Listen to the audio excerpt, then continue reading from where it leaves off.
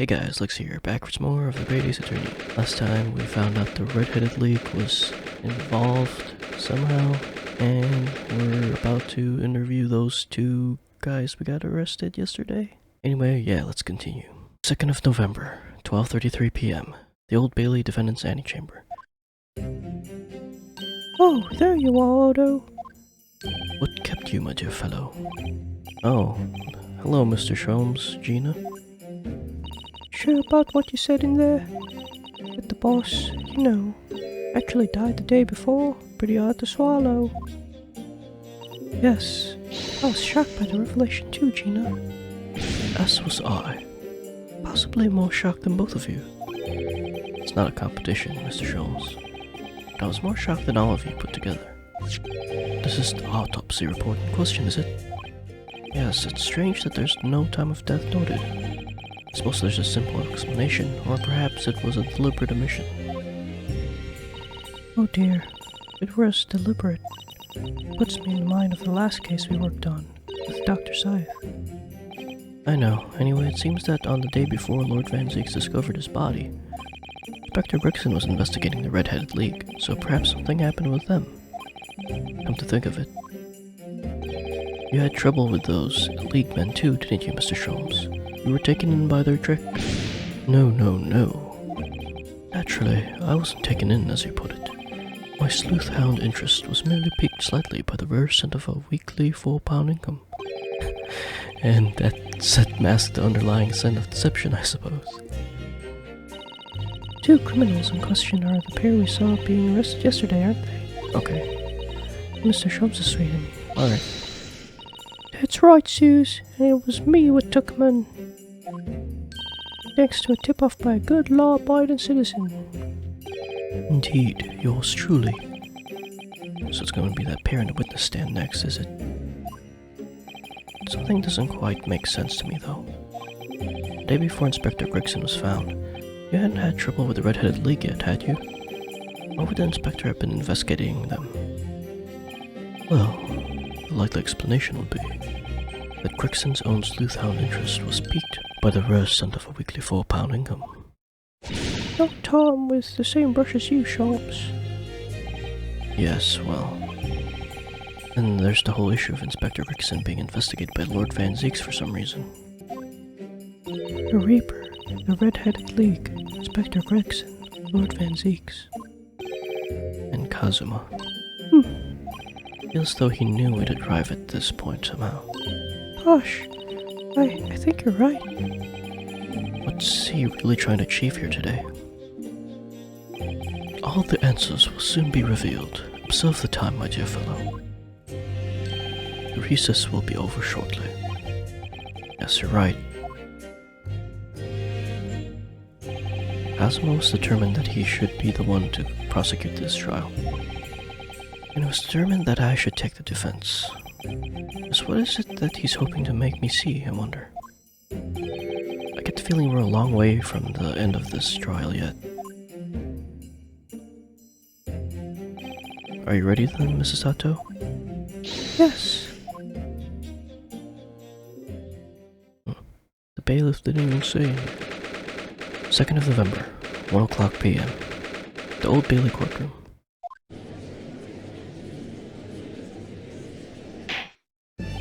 In the name of Her Majesty the Queen, I hereby declare this court to be in session again. Resume the closed court hearing of Baroque Van Zieks, here present, who stands accused of murder.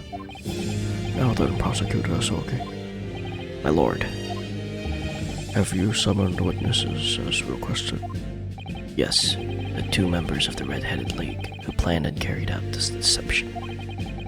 They arrived not long ago from the local prison by police carriage. Very good. Bailiff, usher the 2 men into the courtroom. Oh. Okay.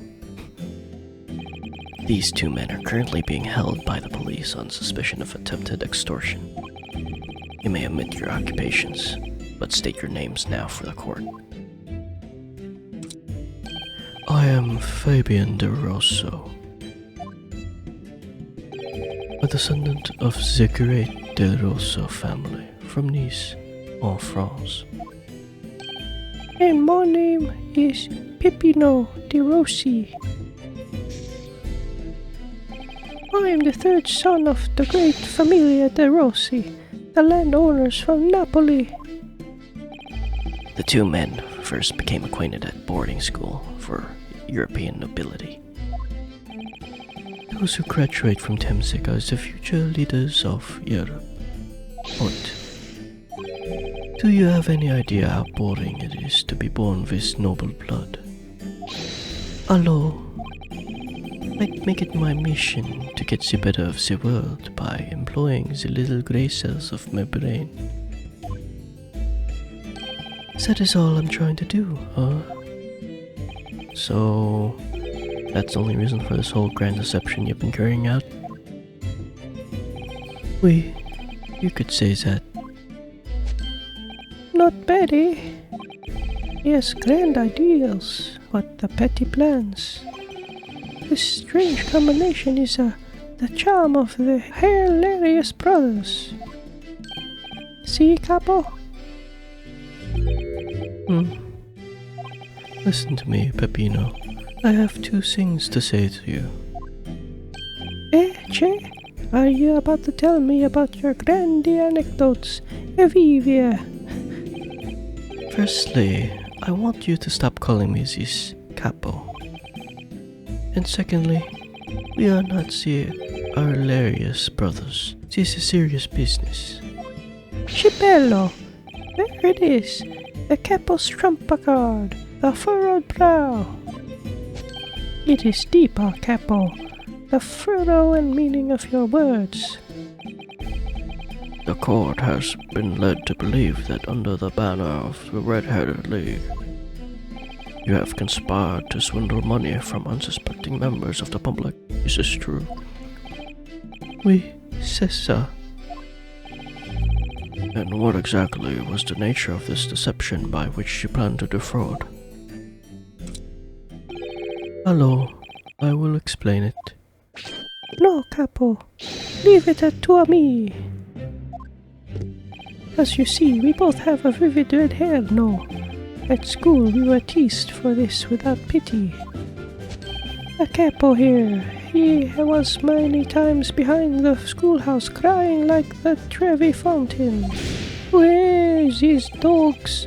On the he will respect us redheads.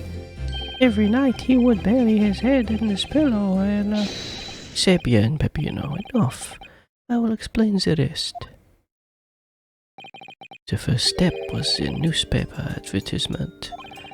About 1 week before the plan was put into operation, we listed the same notice in every paper in London. Yes, we saw that notice. It was this one, I believe, titled To the Red-Headed League. Oui, c'est ça. I'm honored that you have seen it. It states that the only condition for joining the league is having flame-colored hair, and that if you satisfy the interview panel and are admitted into the league, you could receive a weekly income of £4. On the date specified, red-headed hopefuls gathered in droves at the park specified in the advertisement. From each person present, this pair took an application fee of 5 shillings. And with this money, to France, it was a plan most elegant, no? No, it was most dishonorable. But to be frank, I'm stunned anybody was foolish enough to be taken in by such an obvious trick. The park was described by one witness as choked with red-headed folk like a coaster or orange barrow. And the day on which all of these men gathered to apply was the day before the victim was discovered. Crucially, these two men spoke face to face with every single person present that day. I have seen more red-headed people in one day than I will see in the rest of my life. See, and now, every time I see the capo's hair, I feel sick to my stomach. Anyway, we have been summoned here today. Sorry? The date of our trial was not until tomorrow, I was told. Naturally, neither of these men have been told any details about this trial. They've only been shown this photograph. Very good. So, Mr. De Rousseau and Mr. De Rossi, you will now give your formal testimony for the court on the subject of the gentleman pictured in this photograph. Of course, we are always ready to help with the law. Witness testimony. Man in the photograph. We had more than 1,000 red-headed people assemble at the park in Lime Street that day. But I don't recall this man in this photograph, Capo. No, I don't remember him. Obviously he is dead now, but I assure you he was not in the park. Allora, the victim has nothing to do with us. You have a lot to answer for, Peppino. It is your fault that we got caught in the first place. Ah, man, I'm getting their voices mixed up, or their accents. You've given sworn testimony that this man in the photograph was not present. Can you be certain? I am quite certain. We did not interview this man. Nobody looking like this came to the park. This I can promise. It must be noted that you have been arrested for grand deception, however. Accordingly, this court has little confidence in your assurances. Uffa! With this attitude, we get nowhere. He is really sulking now. This confidential document was obtained directly from Scotland Yard. It records an entry from the inspector's private diary dated the day before the incident. It reads, Lime Street, Red-Headed League, undercover. Ah, I have the answer. Maybe there was another similar event in the park on the day in question, eh? That is ridiculous. There is no question that Inspector Gregson was investigating the Red-Headed League, which means it's quite possible that's when he was killed. Very well. The defense may proceed with the cross-examination now. Ah, yes, my lord. Cross-examination. The man in the photograph. We had more than 1,000 red-headed people assembled in the park. 1,000 people? That's a very big crowd. It was quite a spectacle. Redheads had come from all over the capital. See, the capo here, he has the magnetismo animale, eh? Nobody else could attract so many people. If I could be born again, I would be the capo. All those people wanted the money, Peppino, the £4 per week. Are you suggesting you spoke personally with all 1,000 applicants? We said we did, because every one of them paid us 5 shillings. Damn. We take their names and we take their money. And we take their addresses as well. And I tell them we take some days to let them know by a post finito, maybe 2 minuti a person.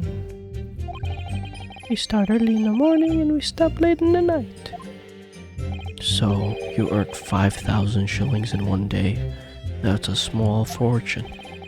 Who'd have thought there were 1,000 such gullible redheads in London to start with?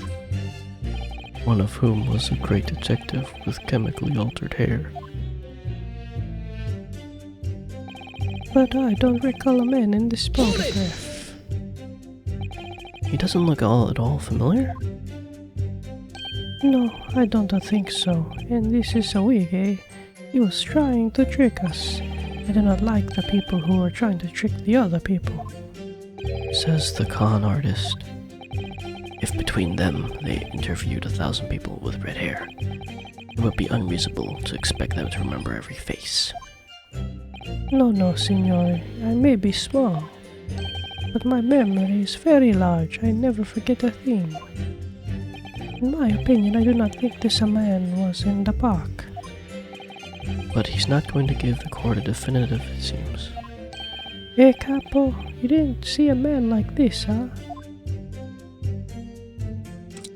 No, I don't remember him. Obviously, he is dead now, but I assure you he's not in the park. But according to what you said, you spoke with 1,000 or more people that day. Oui. That's true. My eyes were burning by the end of the day. Surely then you can't actually remember every single face. How are you so certain that this particular man wasn't present? Normally the red hair is very distractive, eh? But not when you have 1,000 redheads crowding around. Then it's just an eyesore. But if there was some other information you could give us, maybe then we would recall. That is not the line, Peppino. Remember, we do not remember him. We are sure of that fact, no? If there was a man with a red hairpiece, but a mustache did not match the color, then I do not think I could have forgotten him. Kazuma-sama said these two had only been shown that photograph and they'd been told nothing else at all. If I fed them just one other detail about the victim, for example. Fish has fish and chips. I can certainly appreciate that just knowing the man had red hair wouldn't help you remember in this situation. But what if I told you the man was always munching on a packet of fish and chips? Do you remember a man who was eating incessantly? Not really. I was looking at the heads of the applicants. I wouldn't have noticed the fish and chips any more than the caviar and smoked salmon. Or a spaghetti. Me, I love the spaghetti. Really? I had no idea. Tell them again what you said before, Peppino. Si, Capo, si. I say it again and again.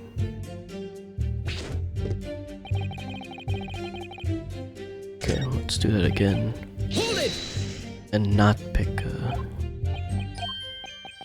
what else do I pick?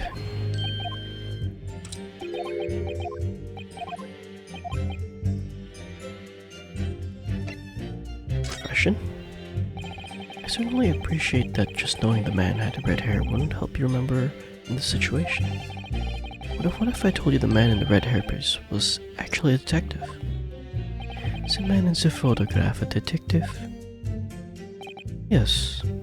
It would appear he found your notice in the paper, suspicious, and decided to investigate incognito. Sorry, but this changes nothing. Huh? Excuse me! Something to add, Mr. De Rossi? Che, si, I'm always adding something. Parmesan, olive oil, pepper. What I mean is, did you not agree with your friend's last remark by any chance? What did he just say about the detective? Yes, that. Keep your mouth shut, Peppino. You have said enough already. But why, Capo? What is the problem? There was a man who, I am an inspector from Scotland Yard. What? Good lord. Order, order, order. Explain this volte-face in your testimony, witness. It's simple. A man who was at the park said to us that he was an inspector. There was no such man. Madai, what are you saying, Capo? Have you forgotten, I have forgotten nothing. Nobody like this came to the park. Basta, Capo, basta. You beat me at the many things, but not to the memory and the meals. Like I said, when it's time to eat out the pasta, no one is pasta. But you are inferior to me in any other way, so shut up. Objection!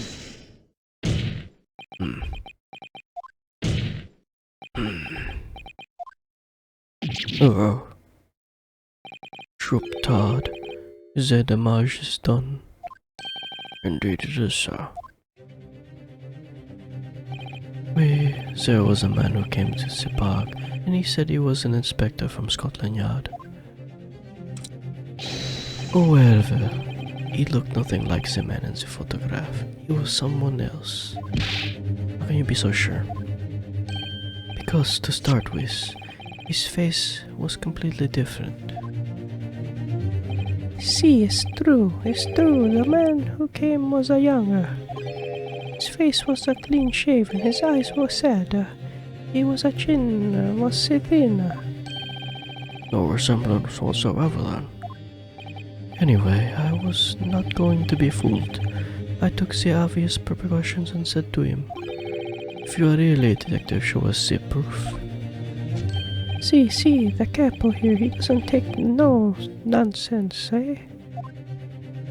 But he was well prepared. He said he had identification. Identification? You mean official police inspector identification? The others are most unconvincing. Sorry, my lord?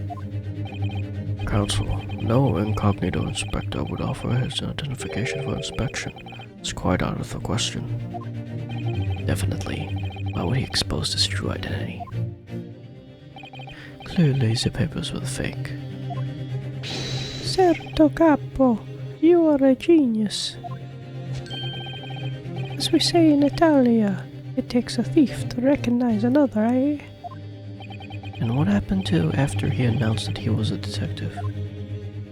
He became very annoying. He said, "You are under investigation." So I took his papers from him and chased him out of the park. It was fantastico! And look, here's the identification. So you stole it from the man? He had it coming. He made us very scared. He was not what he said he was. Indeed, the person described does not appear to have behaved as a true inspector would. However, I believe it would be prudent for these identification papers to be entered into evidence. But I like them. Inspector's identification. Now, let us return to the witness's testimony.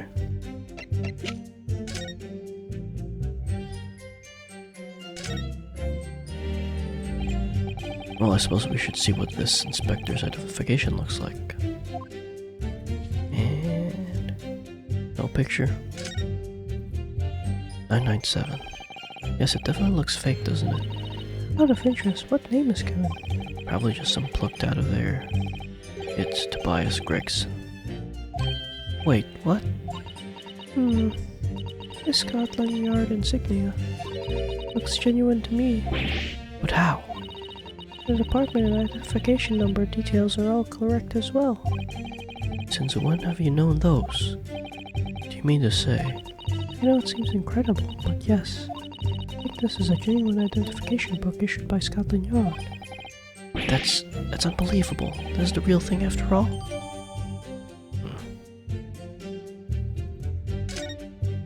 Anything else?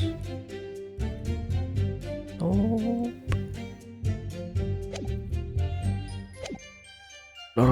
Let us return to the witness testimony. Allora, the victim was nothing to do with us. But we only have your word for that. See, but what else can we do, huh? True.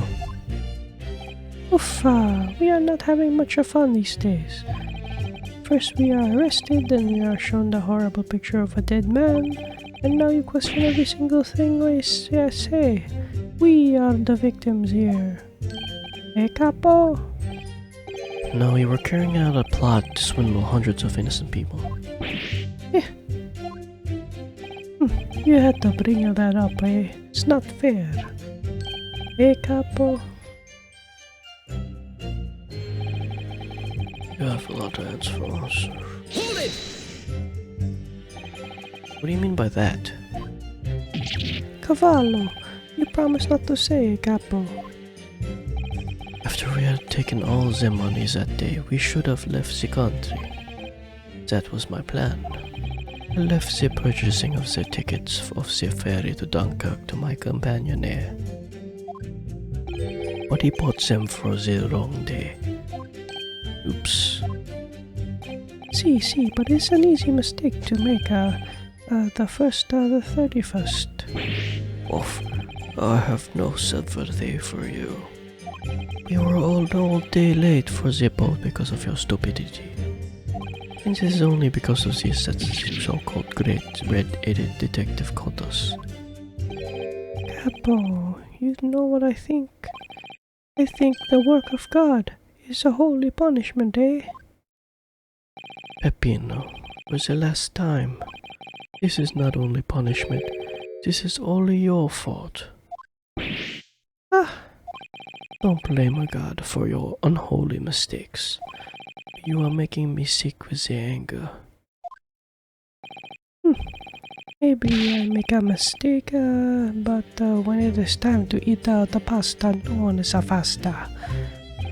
And I have seen the evidence. They haven't told us much we didn't already know. What do you think, Mr. Naruto? Well, if it wasn't the inspector's diary, it seems likely that he must have gone to Lime Street that day. And yet these two both claim they didn't see him. I have to say, they don't appear to be telling lies. Well, they are experts in deception, don't forget. Sounding plausible is their specialty. They may be lying simply to avoid being implicated in this case as well. Surely if they were truly experts in deception, they wouldn't have been caught. Well, yes, you do have a point there. It seems to me like we need more information. Definitely.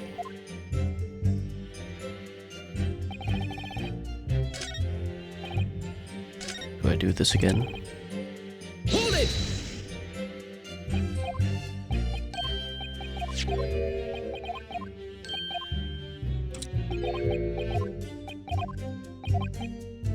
His name. I can certainly appreciate that just knowing the man had red hair wouldn't help you remember in this situation. What if I told you the man's name was Gregson? The man in the photograph is Monsieur Gregson. Yes. Names, they are boring. I did not listen to any of them. Oh. It was not a real interview, huh? It was just for our show. Why would I remember the names? That's right. This changes nothing.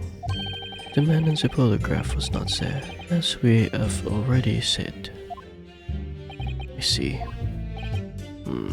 Seems there's little to be gained from pursuing this point further. Tell them again that you said before, Peppino. Si, Capo, si, I say it again and again.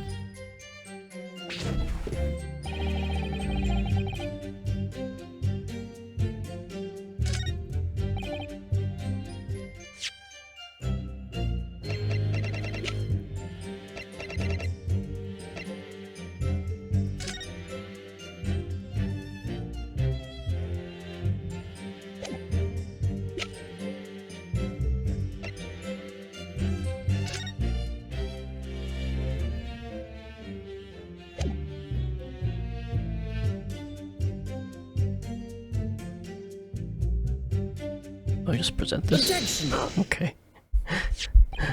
I wonder if I could ask you to examine this identification book very closely. Miss Lestrade?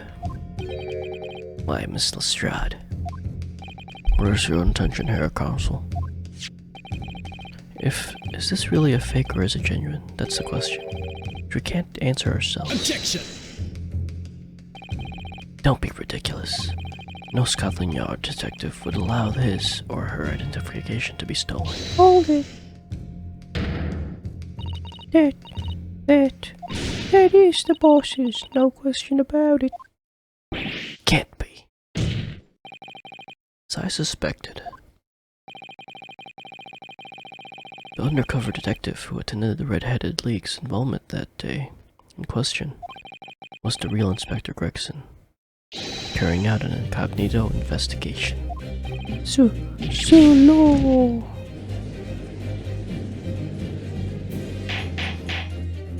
Order. But if the boss had his identification stolen, he would have reported it straight away. I mean, he was always on at me about it. If you lose something, report it once, he'd say. Could it be then the inspector was physically unable to report it? Physically, eh? What are you seeing? Unable to. You're not suggesting. Yes, it's quite possible that he was killed before he had a chance to report his identification stolen. No.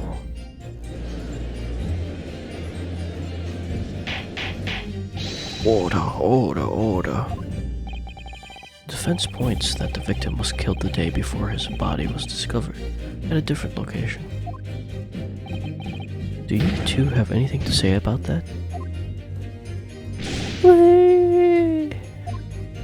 I know nothing. I don't know nothing. Pull yourself together, Peppino. Mon Dieu, you can behave a little more like a master criminal than that, no? Wait. Now I wish I had a return to Italia. Wait. So stop crying, Peppino, please. Otherwise, I... Luna, stop with your whining and start talking. Well, I believe the court will need to hear your story. I know nothing, way. I don't know nothing, way. But you will tell everything, or face the worst possible outcome.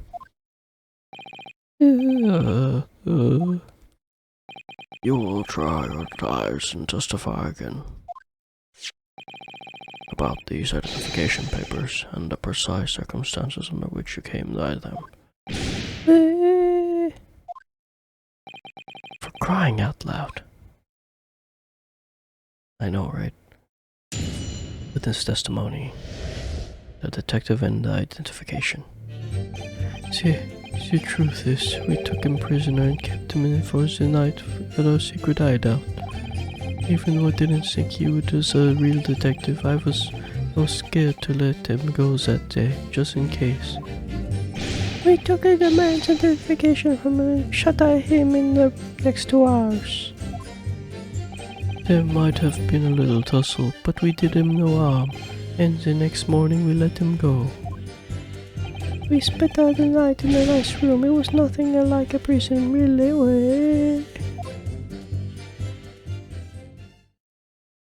This is outrageous. You imprisoned the man. But no. It was not like a prison. He was very comfortable and very calm and happy. Capo? It was never part of my plan. I swear it. Uffa, so you think it was my fault, eh? Just because I got the date of the ferry wrong by one little a day. I do not think it was your fault, Peppino, I know it. No, por favor, Capo. It's not fair. You shall have plenty of times for squabbling back at the prison with everyone. Oof, I don't believe this. Oh, could he have been a real detective? Counsels for the defense proceed with the cross-examination. So on the day before the incident, Rickson spent the night confined in the Spears hideout.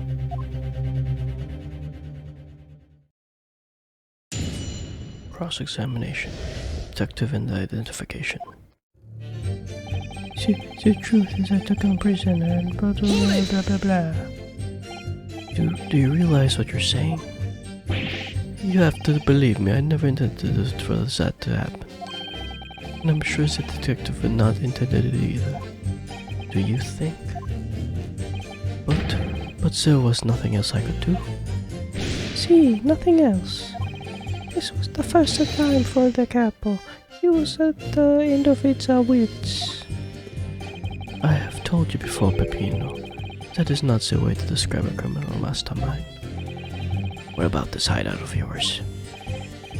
An empty old house behind the park on Lime Street. He rented the place for 2 days. It was an inspired idea by the capo here. An impulsive idea, I would say. No, not impulsive, inspired.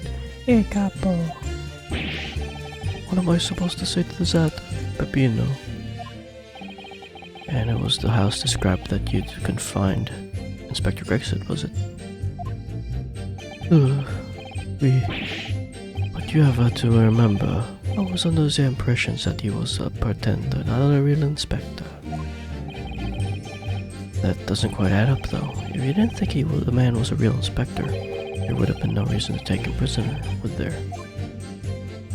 No, you are right, but we couldn't be completely certain. Let it sink in. Hold it! Too scared? Why? Because why had he come to the park? We don't know. There was a chance that they had seen through my plan.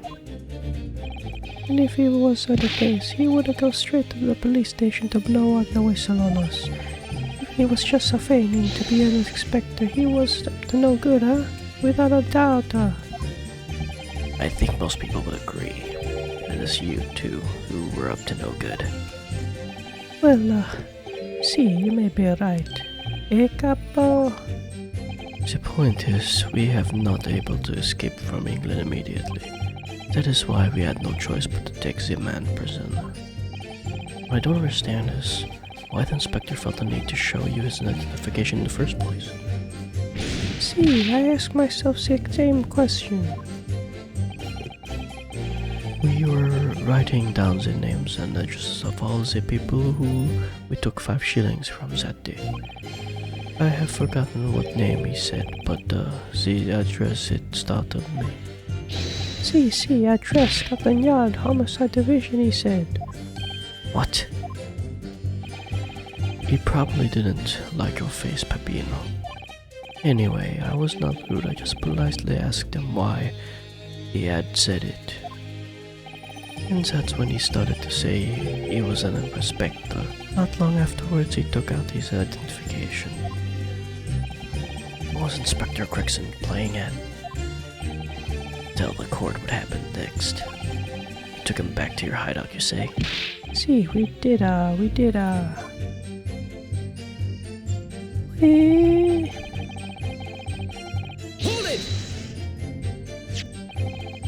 That being this identification book here, correct?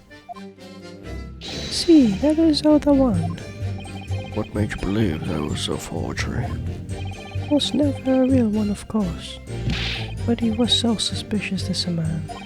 Allora, I was still thinking it must have been a falso. Capo? It was just as Peppino said. They were convinced it was not genuine. And so together, the hilarious brothers, we took the man a captive. All we did was shove him inside the lock room. Then we made preparations to transport all the money. In for a penny, in for a pound. Open the tussle. Hold it! What do you mean by a little tussle exactly? Both. It was nothing, just a minor incident. The falso inspector, he was a real piece of the work, Capo? What happened? Oof, it was a disaster. We gave him a nice room, and what does he do? Huh? In the middle of the night, he tries to escape through the ventilatore. Can you blame him? We chased him, bien sir, and we caught him again. Can you blame us? Wait, you didn't? Shoot the man in your haste, did you? Shoot! What do you think we are? Of course not. I simply got hold of him again and took him back to our room. Excuse me! Mr. De Rossi, is something wrong? Hey, me? Something Mr. De Rossi just seemed to make you, well, it seemed to make you act even more strangely than usual. What was that all about? Cavallo, at times like that you don't wanna have the capo after you, believe me. And I speak from a personal experience. Personal experience? That is enough, Peppino. There is no need to say more. That truth is, the night out before we put the Redhead League plan into action, I was scared. It was not fair to the capo, but I tried to run away. A shame you didn't manage it. But the capo here, he came after me like the turbine, huh? He grabbed me by the back of the house, kicking and screaming. And I still have a lot of bruises to prove it, eh, capo? Bruises, yes, sir. Ah, you wanna see, huh? You wanna see my fantastico bruises?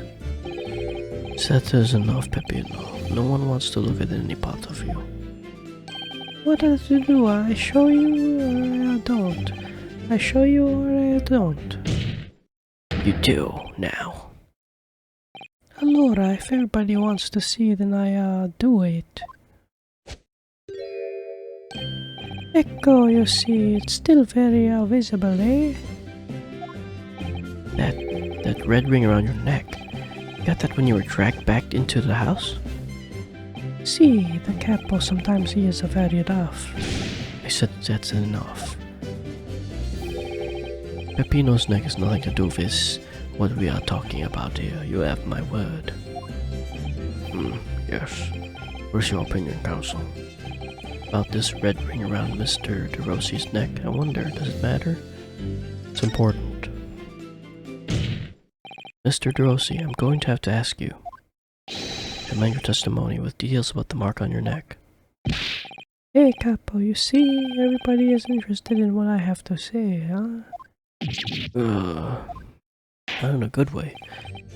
Very well, we will amend your testimony as requested, Mr. De Rossi. See, if you really wanted to know.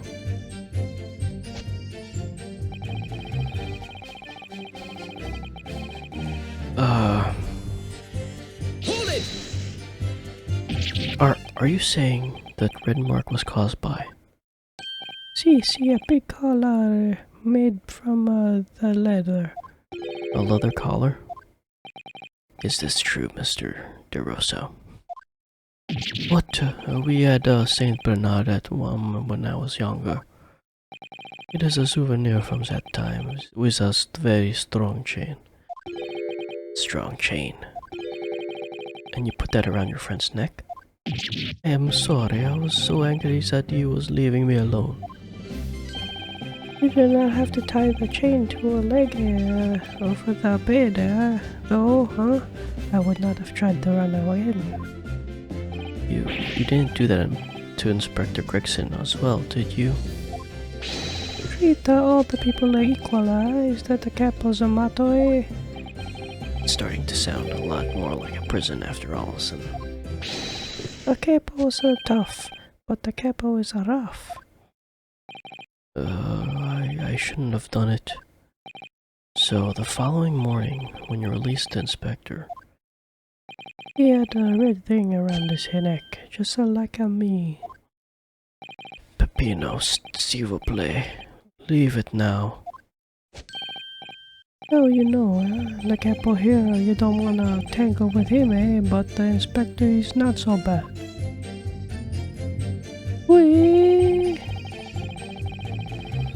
Hold it! You took away the man's freedom. However comfortable you make it sound, you were still holding him prisoner. You say that, then I say this. There is something that takes away our freedom too, the lack of our money. So we are the prisoners as well, huh? All of us? Huh? No money, no freedom, this is the truth. It makes me mad and it makes me sad. What can I do? Well... If you feel so disenfranchised, take money to court, though it'll cost you, of course. Oh, Father, so you have it. See, that's why we need a head league to fight for the justice. Perhaps he has a point. No, Mr. Naruto. All we did was to give the man a comfortable place to sleep for the night.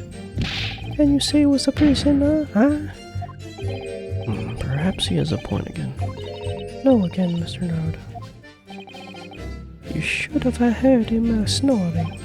My day! If anyone was disturbed, it was us. Not much to go on, really.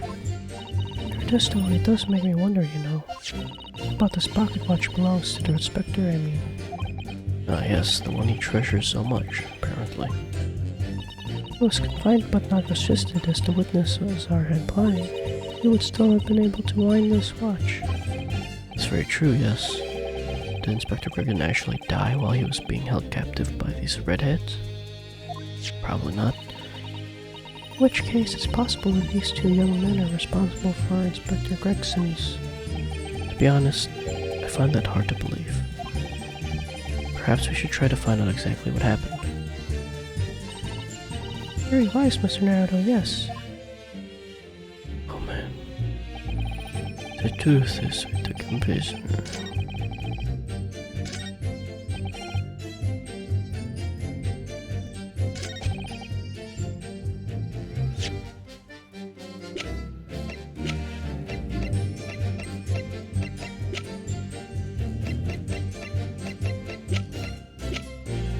Oh man, I'm gonna end the episode here. I'm so tired. I'm dead. Thanks for watching. See ya. Bye.